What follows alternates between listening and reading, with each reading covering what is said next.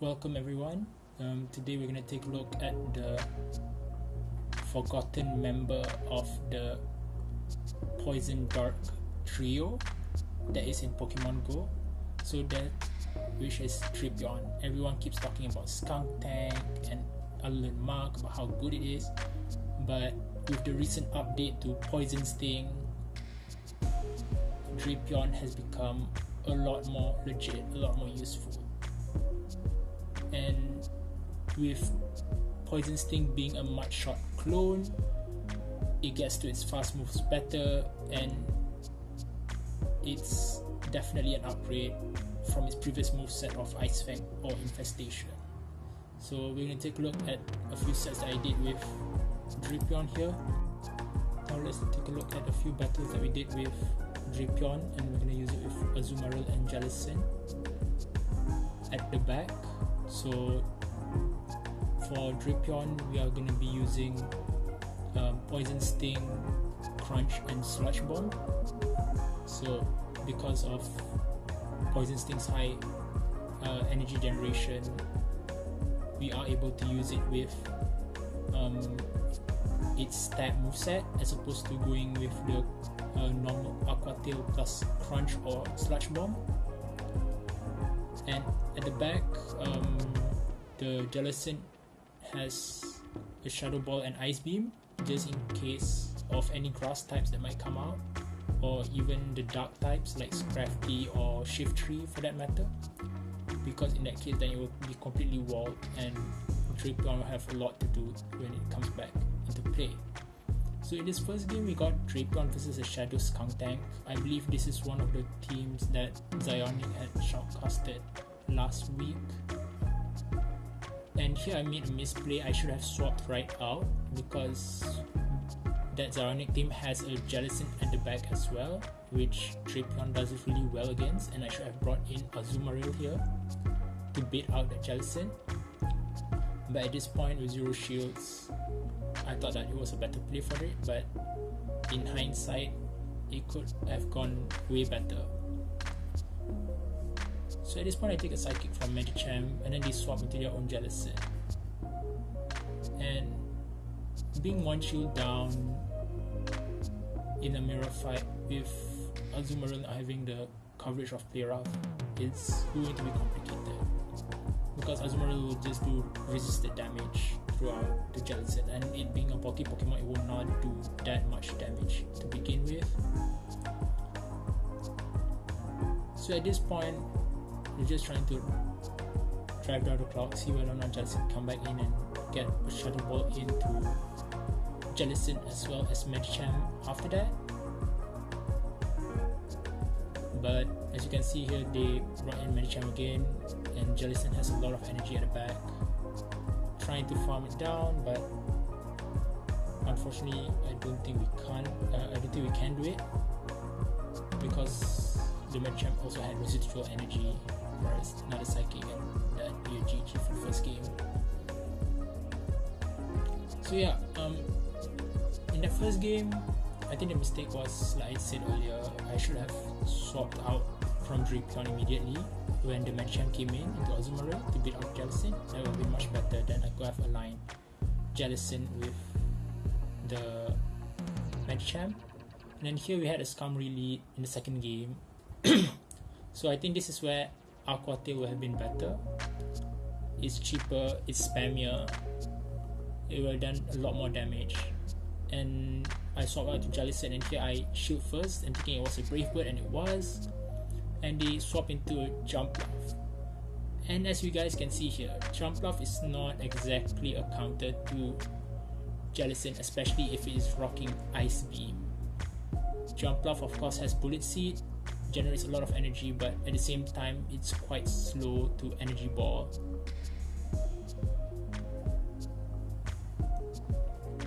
So of course I would just throw more Ice Beams, and they didn't shield the second time, and I immediately swapped to Drapion to get a hit on energy against the Energy Dry Skarmory, because earlier on they had thrown a Brave Bird on my Jellicent, and from this range Crunch would have KO'd the Skarmory, and of course they had to shield. And here I was a bit greedy. I tried to overfarm and they got into another Brave Bird. So here I got conundrum of whether I want to go to Azumarill or not, and then I did bring in Azumarill, but they swapped in Scrafty and they know what was their mistake there. So we somehow won the second game.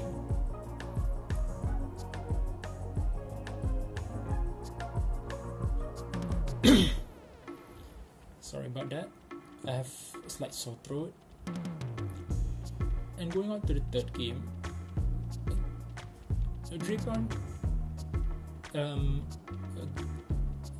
his biggest weakness is like Stunfisk, especially if it doesn't have Aqua Tail, so I immediately swapped to Jellicent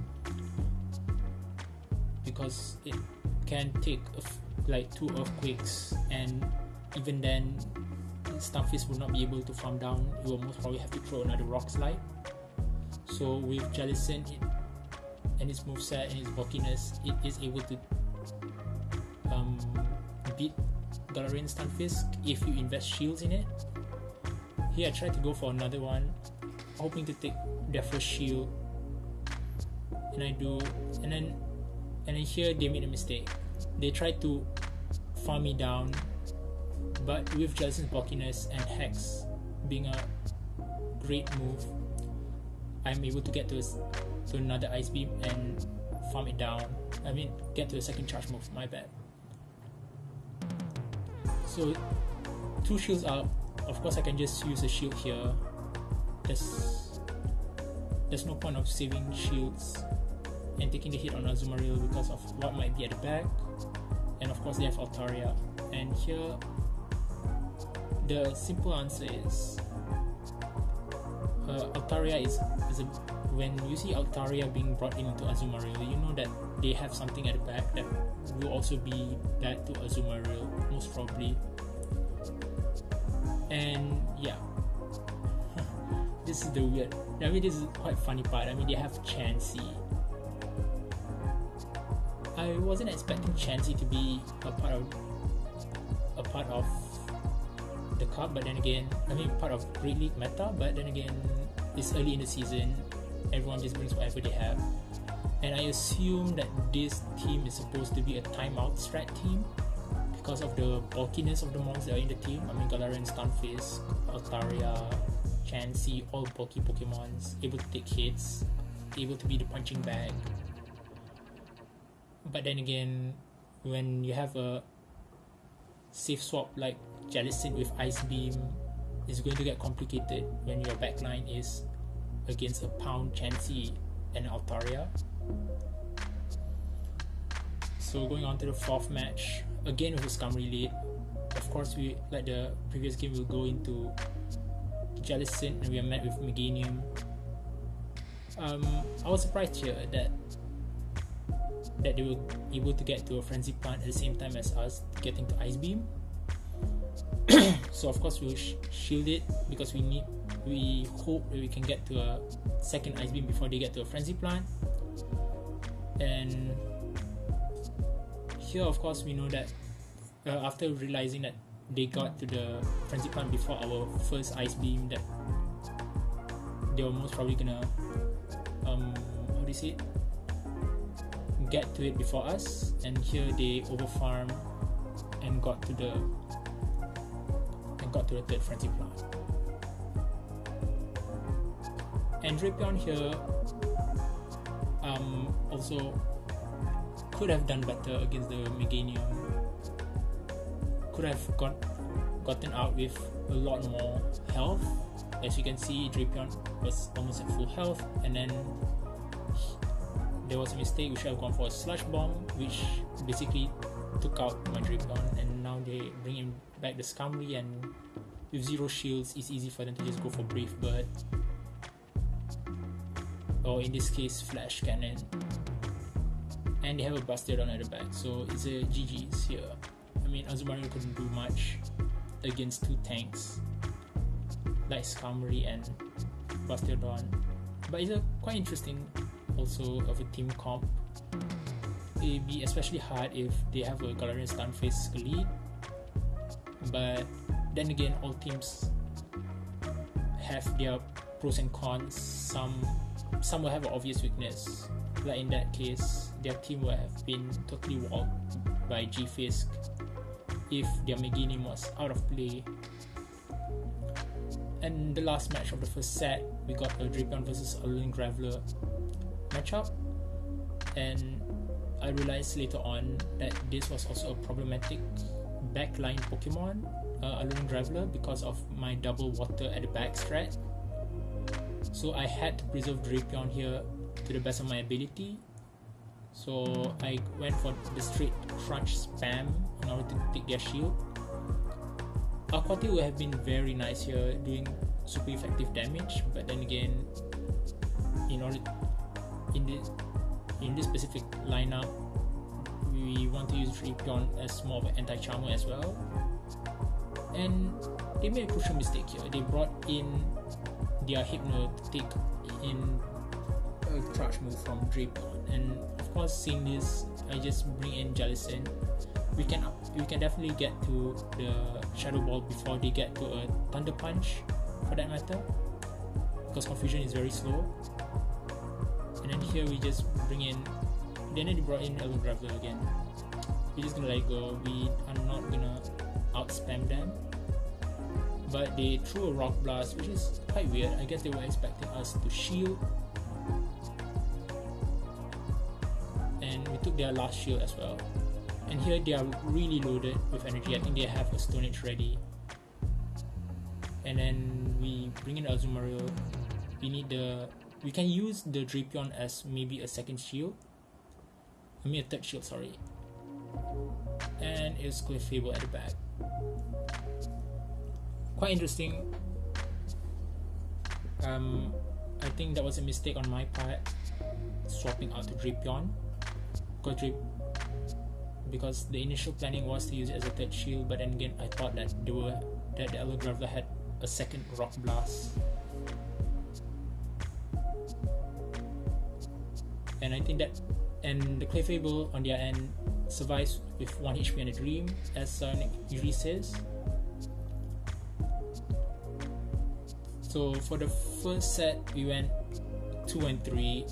This is actually our very first set with this team. We didn't practice it beforehand. I just used PV Poke to simulate the team to see what is the best team for it, and I got Jellicent and Azumarill.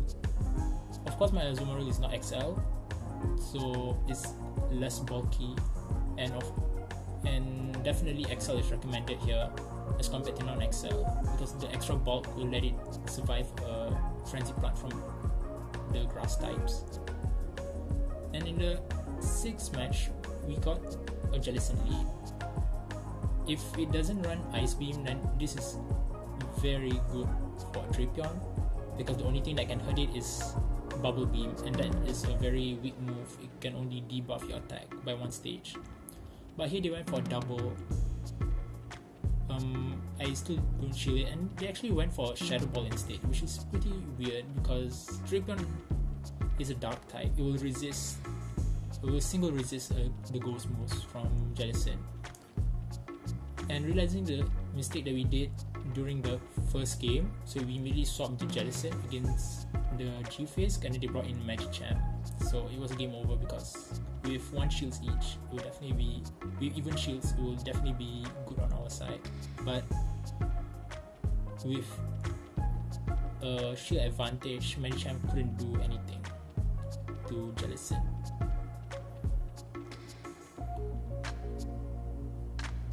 And we got Umbreon lead. So for Umbreon lead, what you want to do is you want to time your charge moves in order for it to sync with when they get to a last resort, or in this case, I did it right before they got to a last resort. So I managed to get 1 more Poison Sting through when they register their charge moves. So make no mistake, even though Drapion is quite balanced in terms of its stat distribution, it can go to town against even an Umbreon because of its quite hard-hitting charge moves as well, such as Slush Bomb. And we got a shield earlier from from Umbreon, my bad. I'm using Drapion, not them. So of course, I would just let it go. I got shield advantage and I brought in the Azumarill to farm down the Umbreon. And I shielded because I needed to preserve the health of Azumarill wherever I can, just in case they have something at the back that requires it later on. And then here they have Registeel. So I immediately went for a Hydro Pump, hoping that they won't shield and thinking that we only have Ice Beam and Play Rough, and they didn't shield. And we swapped to Jellicent because it totally walls Registeel's fast move and charge move damage. And then they brought in Otaria, and boom, we got the Ice Beam to connect. I guess they were not expecting that from a Jellicent, because usually it runs Bubble Beam and Shadow Ball, right? And Ice Beam in this situation came in clutch. So for the second set, we are 1-1, and then for the third battle of the second set, we got the Alolan Marowak lead. So Alolan Marowak will be a little bit iffy in terms of the matchup, because it has access to Bone Club, and which is super effective against Drapion, as well as it having a neutral fast move to Drapion, which is Fire Spin. And since we can only do super effective damage against Marowak with our charge move, it's better. The Drapion has a better matchup with Alolan Marowak with energy advantage. So in this case, we tried to get to a second Shadow Ball with Jellicent against Alolan Marowak, but they got to a Bone Club. So we just let it go, knowing that we also have Azumarill at the back to handle Alolan Marowak.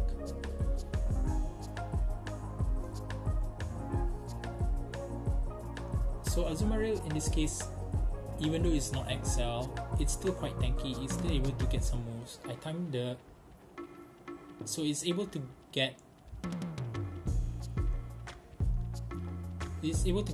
some hits, right? Like in this case, they have Skarmory as their last Pokemon, so this is very problematic. But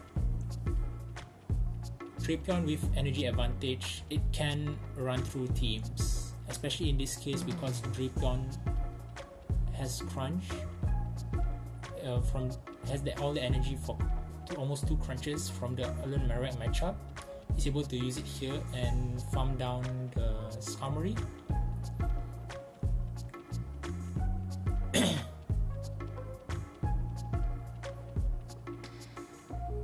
So yeah, so they brought back in their Azumarill. Drapion needs 2 Sludge Bombs to kill off the Azumarill. I think one Sludge Bomb only does around 50% of Azumarill. Should be XL Azumarill, because Sludge Bomb is super effective to Azumarill, and the normal Azumarill will take a lot of damage from Sludge Bomb. And here they decided to throw. I think this is where they lost their win con, because they decided to throw away their charge move straight away to Azumarill instead of farming it down. So it leaves Drapion to race to it to a second charge move, which we were not able to. They had a little bit of energy left for another Play Rough. So in this case, Drapion did a lot of damage, but it wasn't enough damage to get the win. So in that game, in hindsight, maybe what I could have done was stayed in with Drapion against the Alolan Marowak, and and then later on, align the Jellicent with their Azumarill. And in this situation, Drapion versus Shadow Victory Bell, it completely walls grass poison types like Victory Bell, but as you can see, the Razor Leaf damage is so oppressive. It's easy for them to still chunk Drapion even though it's taking resisted damage. And here we double up on Crunch, because knowing that in most cases the Shadow Victory Bell team with Shadow Vectreebel in the lead, they will try to shield twice with it. And here they brought in the Vigoroth to farm down the Drapion, and we basically let it go down. We brought in Azumarill.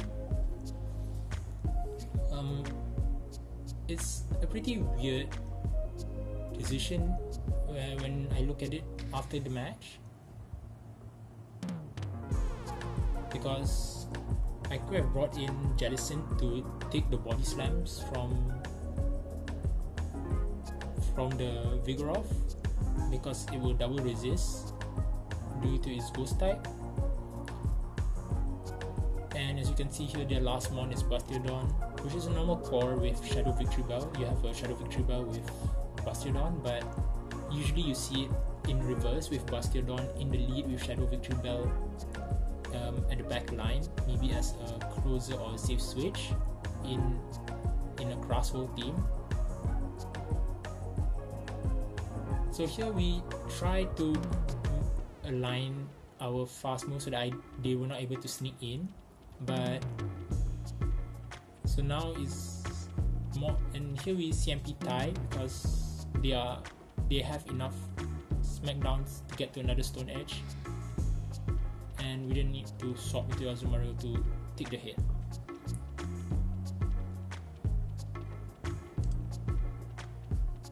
So Drapion so far so good. I mean, it's a little bit 50-50 as you can see from the battles. It requires a little bit more practice for you to master Drapion, because its charge move are quite decent, requires decent energy, and you need to really know what matchups you can stay in or not. So in the last matchup here, I think it's the last matchup. It's again, we got a Shadow Vectreebel lead, so we're gonna play it the same way as the first matchup. We're gonna shield the first charge move, because knowing they will not be able to get to a second charge move, because Razor Leaf is high damage, low energy gaining fast move, and the third crunch that we get is definitely gonna KO the Shadow Vectreebel. It's such a glass cannon even without Shadow, and with the Shadow it just becomes super frail.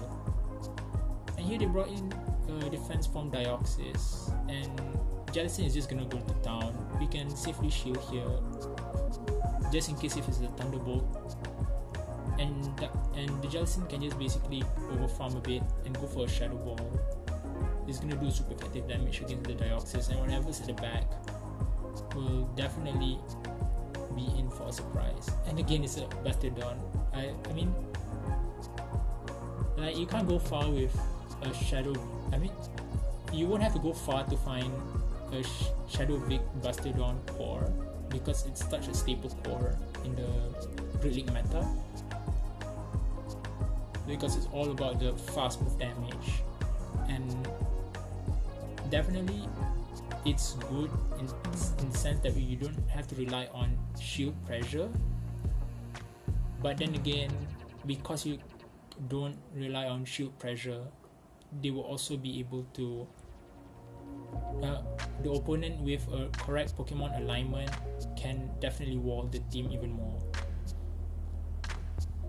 So yeah, here for the second set we got Scraggy as a counter, which is nice. I mean, we can get a little bit more candies for it to build Scrafty for Ultra League,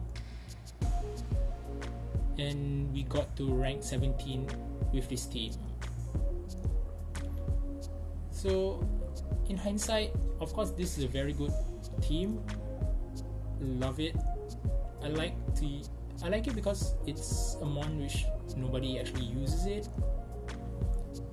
And if you feel like this video is something that you want more of in the future, or whether it helps you for a team that you maybe want to use in the Great League, please hit the like button and subscribe. It will really help out, and it will show me whether or not you guys will want more videos in the future, and it will motivate me to do even more.